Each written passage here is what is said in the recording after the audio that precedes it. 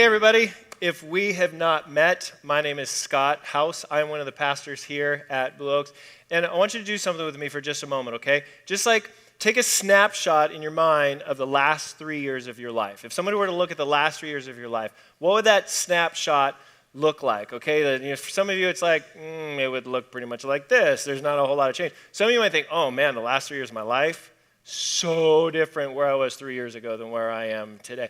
Let me give you quickly a snapshot of the last 3 years of my life, just the last 3 years, okay? I've had 4 different jobs, so I'm really hoping this one sticks. You know, I really, like y'all, 4 different jobs. I've lived in 4 different homes.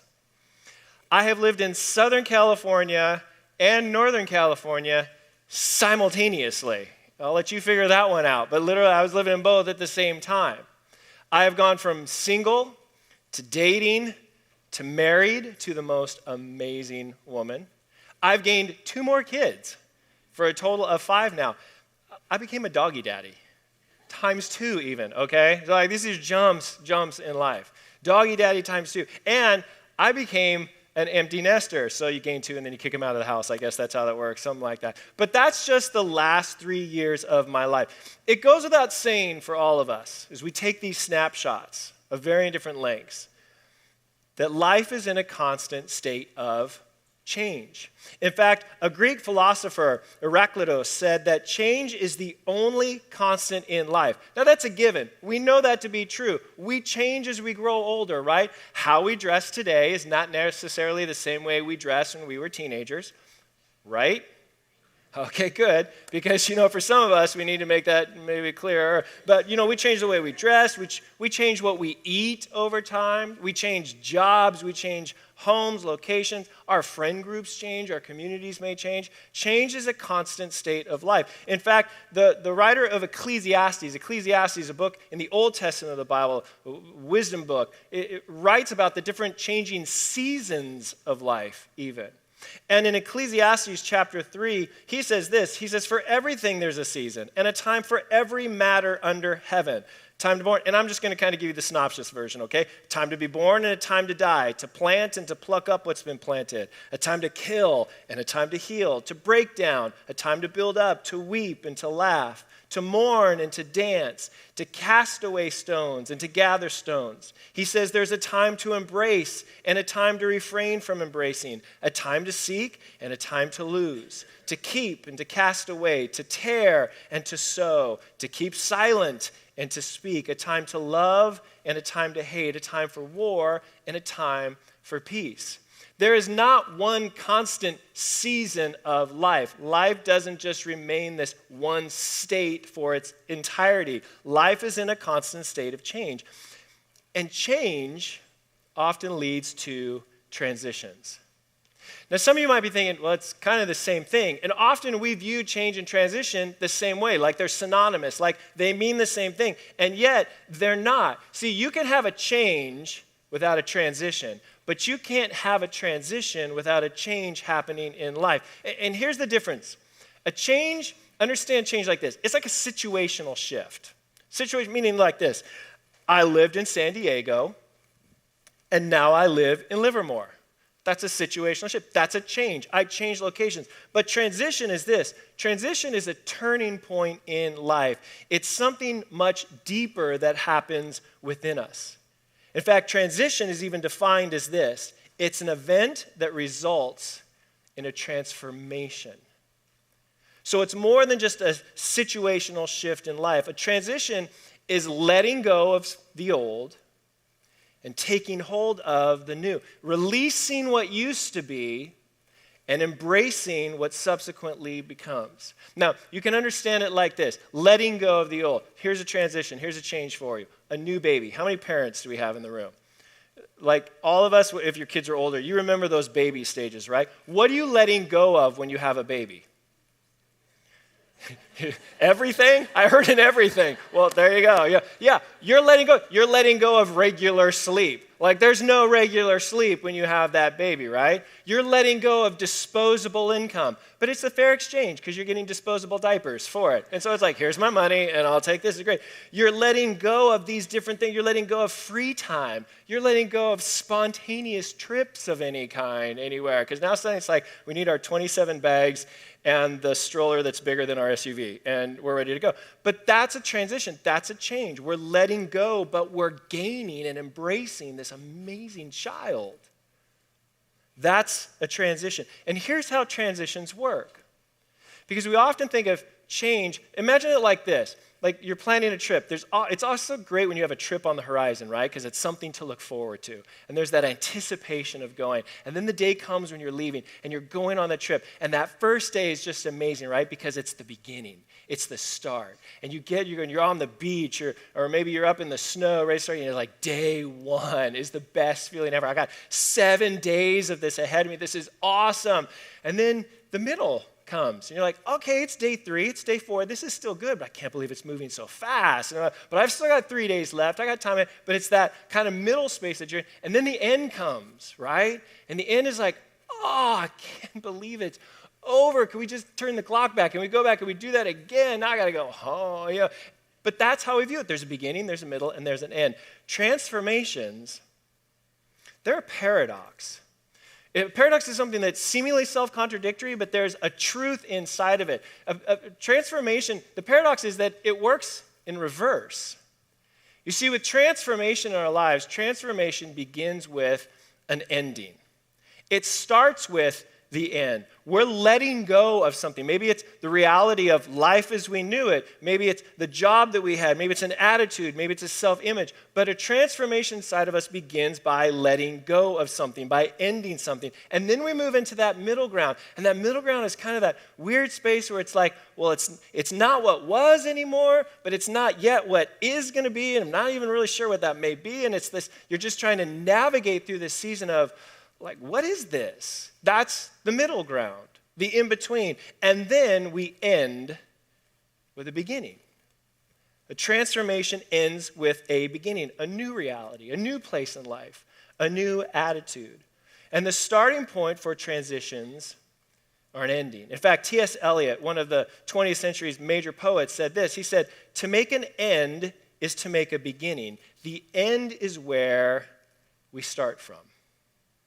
Now, there's 3 kind of basic stages of transitions, okay? We're not going to dive too deep into this, but just to give us a frame of reference, okay? There's developmental transitions, there's external transitions, and there's internal transitions. And here's how we can understand those. Developmental are like, those are stages of life that we go through. We're born, you're an infant, and then you become a toddler. You're transitioning from you can do nothing to you can crawl around and tear up the house, And then from a toddler, you become an adolescent. Then you hit puberty, which everyone's like, get me out of this quick, because this is not a fun season of life. And then you become an adult.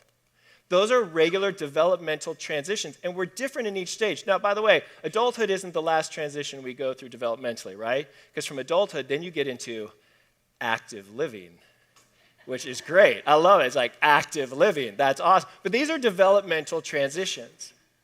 External transitions are transitions that happen to us. They're not necessarily our choices. It's not what I would have chosen for myself, but it's happening to me. Maybe it's the death of a family member.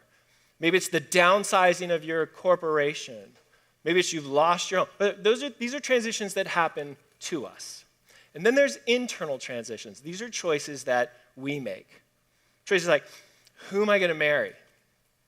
What do I want to do for a profession? What do I want to do with my life? Well, where should I go to college? Like, these are big internal decisions that we make that open up transitions in our life. Now, there's a fourth that's not really a category, but it kind of plays into this. There's simultaneous transitions that happen too, meaning we can go through multiple transitions in life at the same time. And also, we can go through transitions at the same time as those in our family or those that we work with, where transitions are kind of intersecting or bumping into each other or causing one in somebody else. So there can be simultaneous transitions that are going on at the same time also. Now, why is any of this important, you ask? That's a great question.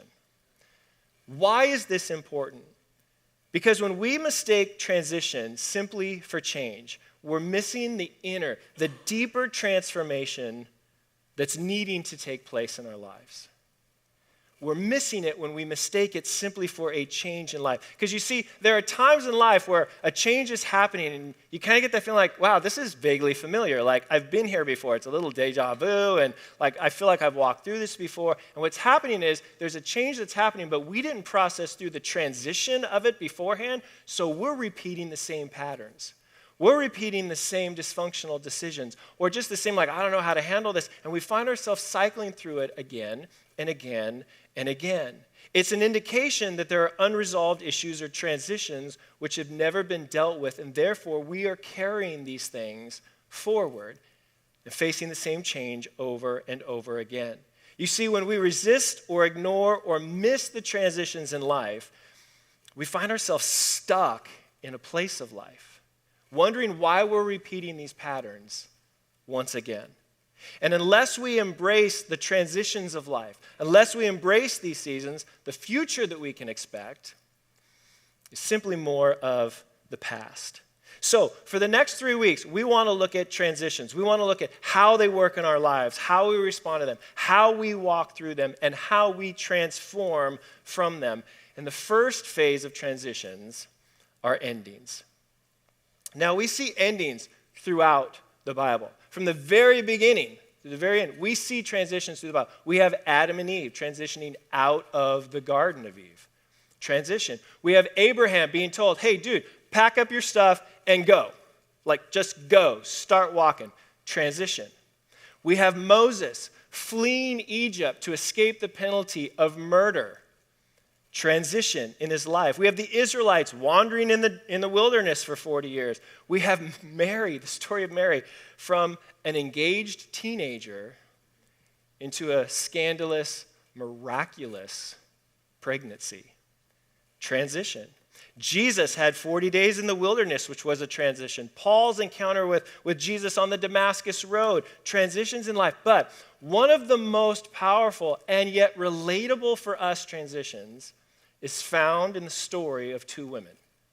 And it's in the book of Ruth, the Old Testament, if you're not familiar with the Bible. It's about 8 books into the Old Testament. It's the story of two women, Naomi and Ruth, and the transition that they go through. Now, if you're here, sitting here today, or maybe you're watching online and you wouldn't identify yourself or call yourself a Christ follower, and you're kind of like, okay, I figured the Bible was going to come up, and you're honest and say that, hey, there's parts of the Bible that maybe I even struggle with, like the miracle stuff, not sure what I believe about that. Let me just put your fears at ease or calm you right to begin with.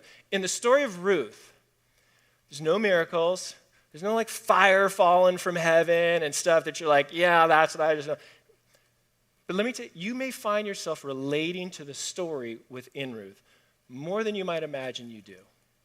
So just hang with us as we get through this story here. So Ruth chapter 1, we're going to actually go through the entirety of Ruth chapter 1. There's going to be a lot of scripture up on the screen. If you have a Bible or you want to open up a Bible app, you can follow, but it'll be up on the screen for you. So Ruth chapter 1, beginning in verse 1, it says this. In the days when the judges ruled, there was a famine in the land. And a man of Bethlehem in Judah went to sojourn to the country of Moab, he and his wife and his 2 sons. The name of the man was Elimelech, and the name of his wife Naomi.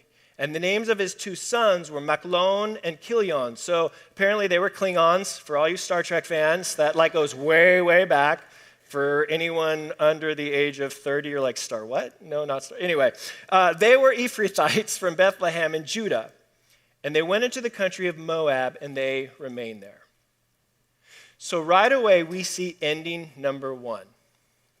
Famine drives them away from their home, their homeland, their families, all that they have. Elimelech is like, I can't take care of my family. We got to get out of here. I got to go. I hear this place, Moab, there's food over there. Now, this move is not like just from the Tri-Valley to the Central Valley, which may seem like a foreign land once you cross the Altamont right there. But it's only about 30 miles. But these are 2 completely different people groups who did not mingle, did not socialize, did not like each other, did not serve the same God, had a history of animosity behind them.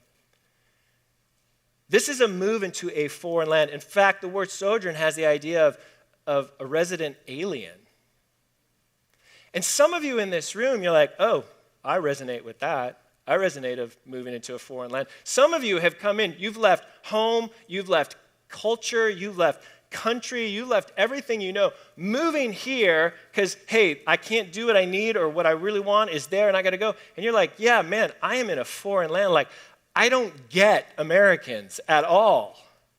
And you feel like, at times, you're like, I don't know if I fit in here. My culture is different. My language is different. How I dress is different. How I think is different. How my family operates is different. And you find yourself living in the midst of a culture that, quite honestly, most of the time, doesn't even take a moment to try to understand you.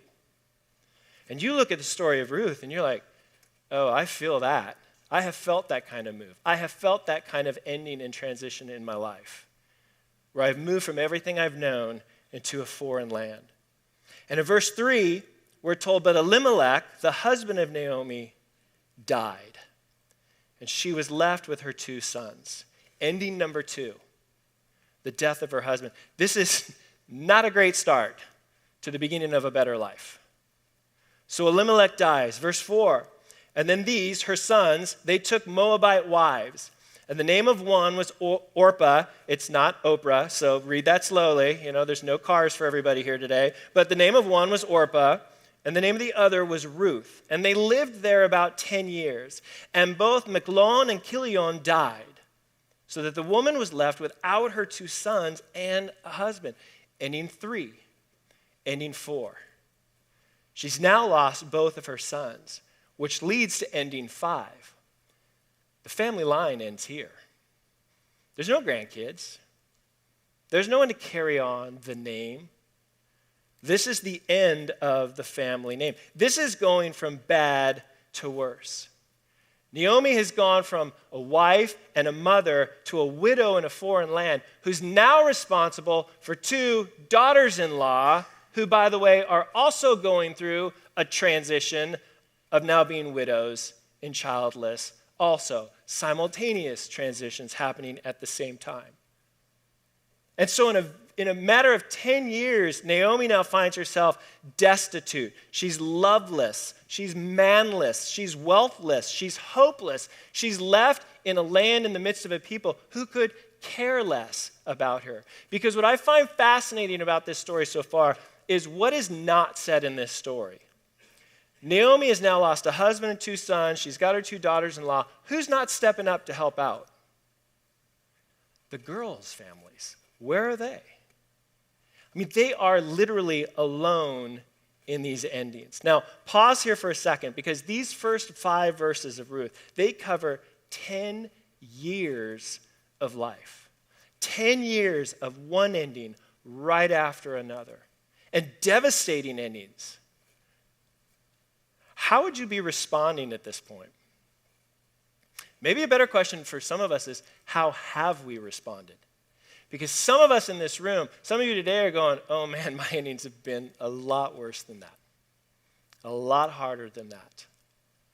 And we just breeze through 10 verses or 5 verses in 10 years and we're gone. But this is devastating ending and life change for her. What do you do when your whole future is hanging on plan A and plan A is dead? Here's what we need to understand about the endings within transitions. A transition does not depend on there being a replacement reality waiting in the wings. An ending at the start of a transition does not have the end in sight. We don't always get to know where is this leading, what's going to happen. And yet, that's who we are, right? We don't like the uncertainty. We want to know what's coming next. I mean, good night. You watch Netflix, and when the show is ending, what pops up at the bottom of the screen? Hey, here's what's coming next in 90 seconds. We got you covered. You don't even have to think about it. We'll just keep this puppy rolling all day long. Thank you, binge watching. That's who we are. We want to know what's coming next. And yet, transitions do not depend on there being a replacement reality waiting in the wings. So the story goes on, verse 6. Then she, Naomi, arose with her daughters-in-law to return from the country of Moab, for she heard that in the fields of Moab that the Lord had visited his people and given them food. So she hears like, hey, things have gotten better at home. They've got food there. We've got nothing here. Maybe we should just go. So she set out from the place where she was with her 2 daughters-in-law, And they went on the way to return to the land of Judah. Ending number 6. I've spent 10 years here. I have invested myself here. Whether I liked it or not, you got to do life. I'm here, and now I'm leaving this. I'm giving this up again to move back. To what?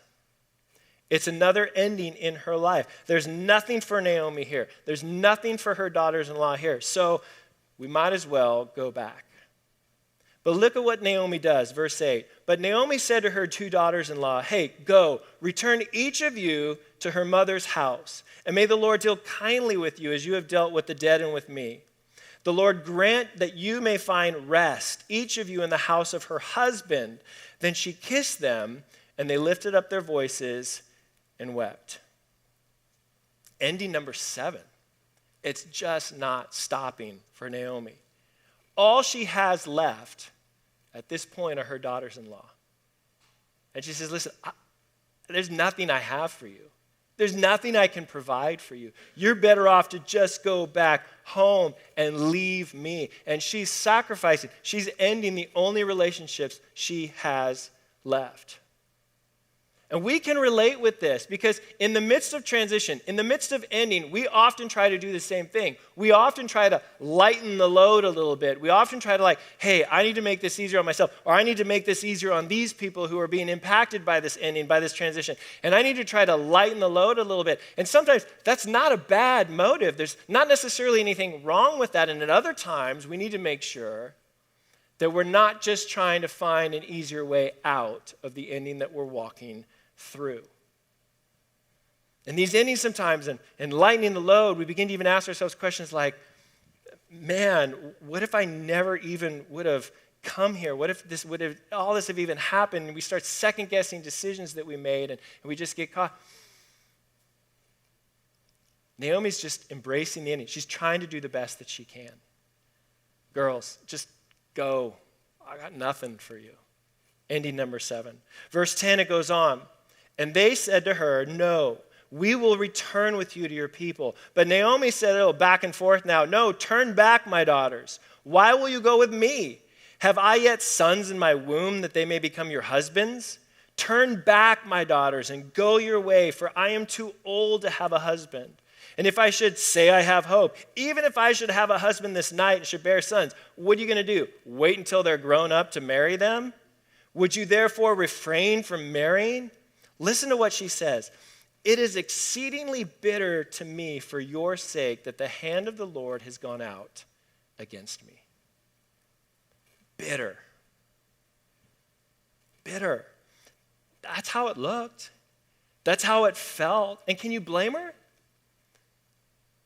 I can't find fault in Naomi for how she's feeling right now. Bitterness. Man, the hand of the Lord has gone out against me. Naomi has been compared to Job. She's like the female Job, some will say at times. And if you know biblical stories, the story of Job, in Job chapter 1, his chapter 1, I'll call it, we meet Job, and he's like this religious, pious guy. God's like, that's my bro, man. Like, he's solid with me, and he's got all his stuff. He's a wealthy man. He's successful, and all that kind of. And you get this scene in chapter 1 where Satan comes to God, and he says, hey, what about Job over there? Oh, yeah, we're tight. Job loves me. We are tight. Satan, I bet I could turn him. I bet I could make him deny you. And God allows Satan to test Job with one condition. He says, hey, you can't take his life. You can take anything else from him. You can't take his life. And Job's chapter 1, in one day, Job loses everything he has, all of his wealth, all of his possessions, his servants, his livestock, wiped out. And then he loses his children. They're all dying together, the wind, the house fall. He loses everything in chapter 1. And here's what Job says in chapter 27, verse 2. As God lives, who has taken away my right, the Almighty, who has made my soul bitter. And some of us here today, we go, oh, yeah, no, I know that feeling. I have felt that feeling. If you were honest today, some of us would say, oh, I feel that right now. I feel bitter at God for what is happening in my life, for he has dealt harshly with me. Naomi has lost everything here. And some of us have had losses just as tragic and just as painful as hers. And when we're walking through these endings, we're walking through these losses, we're dealing with multiple things. We're dealing with disengagement. We're dealing with the separation from what we had. This was my husband. I've lost him. He's not here anymore. We were just trying to make a better life. Or I've lost my job. How am I supposed to provide for my family? It's relationships. It's home. It's community. It's a disengagement from what we knew. There's disidentification, meaning, man, my identity was wrapped up in this. And when I don't have this anymore, who am I now? What am I supposed to be now if I don't have this? And then there's disenchantment. This is life as I knew it, and it's not life anymore. And it leaves us bitter, and oftentimes even angry and upset at God. And here's one of the amazing things of Ruth chapter 1. We don't see God. God is nowhere to be found in chapter 1. You don't hear God's voice going, Naomi, I got your back, girl. Don't worry about it. I'm with you. Stay strong. Keep focused. Move forward. You don't hear God's voice. You don't see God in the midst of chapter 1. And Naomi feels like God's been out to get her, like he's forgotten her, like she's all alone. Have you felt that way before? Have you felt like God doesn't have my back? God is taking everything off of my back. He's taking it all away from me. Because this is where Naomi was at. In January of 2014, I was newly separated. A marriage of 21 years ending. I now only had my kids every other week. These are children I'd had in my home at that point for like 18 years altogether. Now every other week, they're not there. And I felt alone. I was alone. I felt alone. And I don't do alone well, which is kind of funny because as an ambivert, I kind of need to be alone to recharge. So it's like, I love you all, but at times I don't want to be around you. You know, that's how I get kind of refreshed. But this was a different kind of loneliness. This was like, I have no one. I had no immediate family in the area. And I just felt alone. A little over a year later, I was told I was being let go from a job I'd had for 18 years. Ending. Finances were tight. Job interviews weren't leading to anything. And in all transparent honesty before you, I had moments of bitterness. I had moments of, God, where are you in all of this? Why is this happening? I've done my part. I've tried to be the good, Christian, whatever. Why is this happening? And here is where here is where we face a choice. And the choice is kind of one of two things, really. The choice is to lean into a seemingly silent God, to lean into, okay, I don't hear him, I don't see him, I don't feel him, I don't even know if he's caring right now, but I'm going to lean into this faith, this belief, this trust that I have, or it becomes a reason, or maybe just one more reason, not to believe. Well, if God was so loving, if God was so caring, why would he even allow this to happen? Why would he put me through this? And here's the only answer I have for that. Here's the only answer I can offer up to you for that. An uncaring and unloving God would not send his only son into the brokenness of our world to sacrifice himself to redeem and restore the brokenness. Us. We live in a world that's broken by sin. We have a broken nature of sin. And an unloving and an uncaring God would not send his only son to die for us, to redeem and to restore.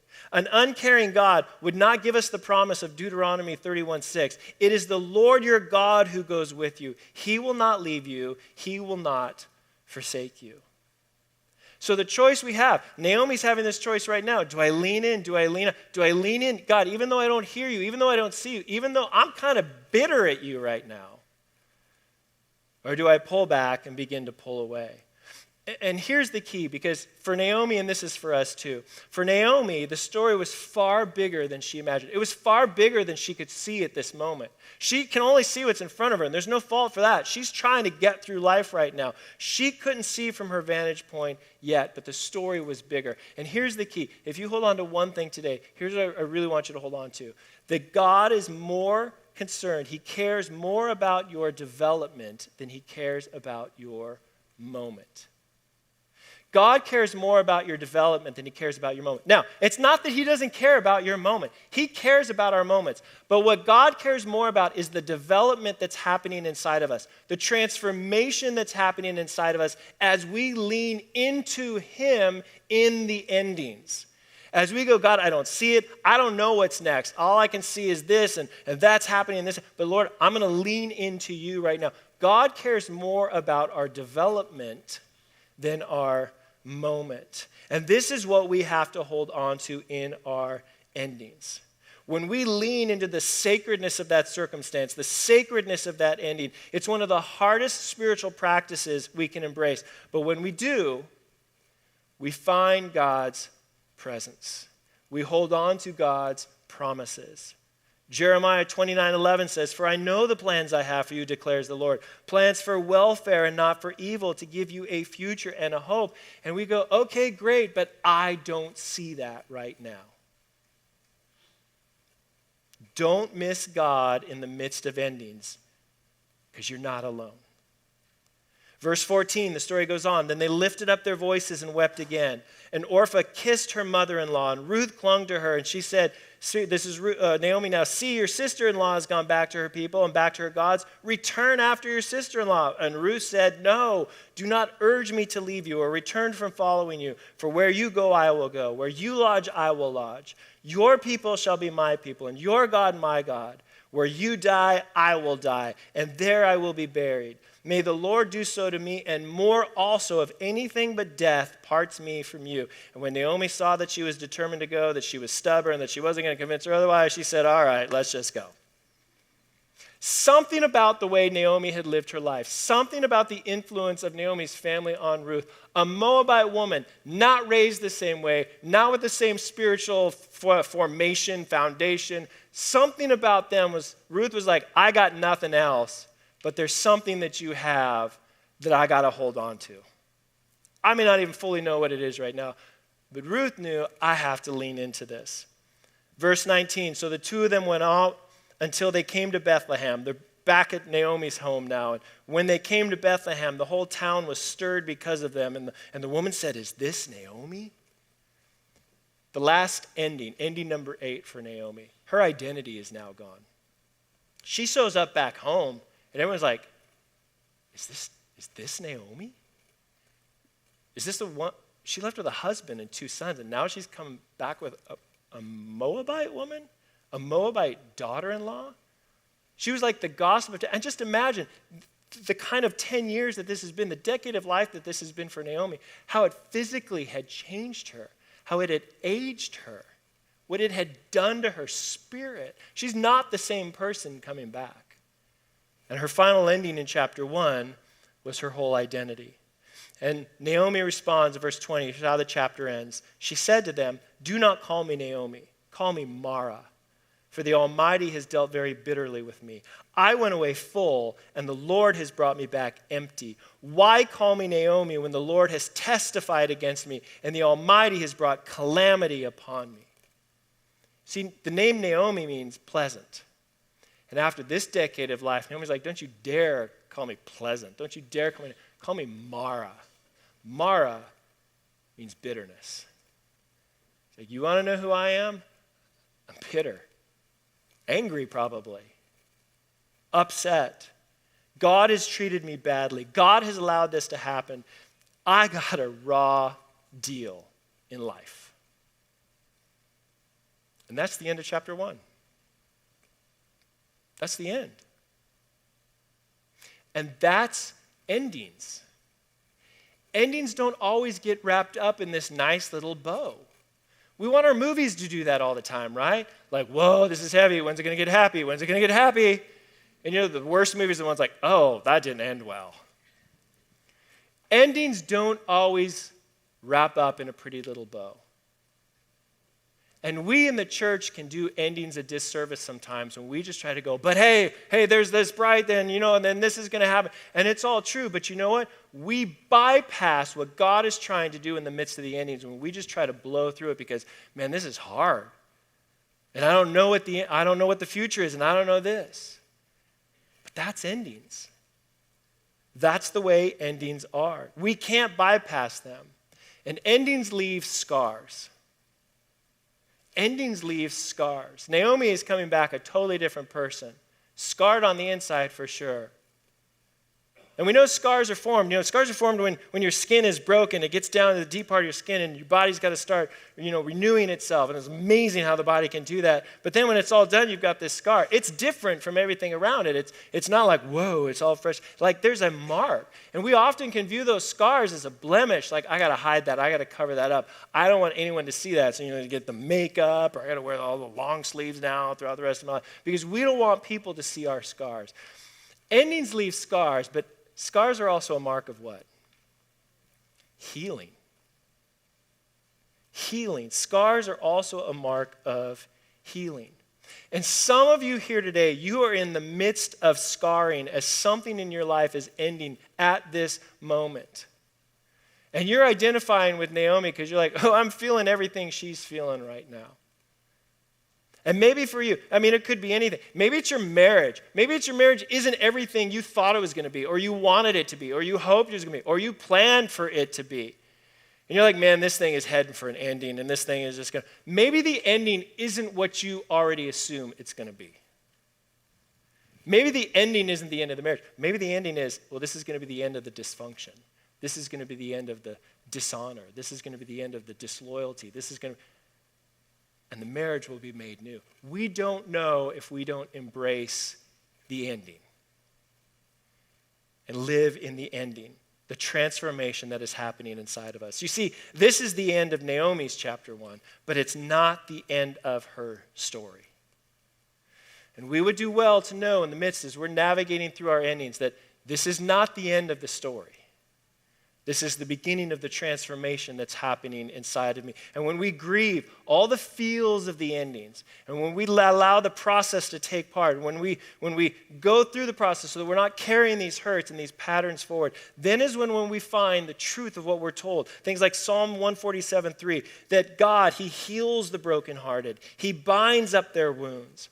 Jumping back to Ecclesiastes, where we started earlier, the same chapter, verse 11, it says, He, God, has made everything beautiful in its time, but we have to walk through the ending, the start of the transition. So here's my challenge to you. My challenge to you this week is to acknowledge the ending you're walking through, to embrace the ending you're walking through, for they are the marks of the transitions of our lives that we are walking through, that God is leading us through. And there is so much the past has for our future if we're willing to slow down, to lean into God, and to learn from the ending. Now, next week, we're going to pick up the second phase of transition. And the second phase is that middle ground. The second phase is, okay, that's over, but that's not here yet. What do we do in that middle space?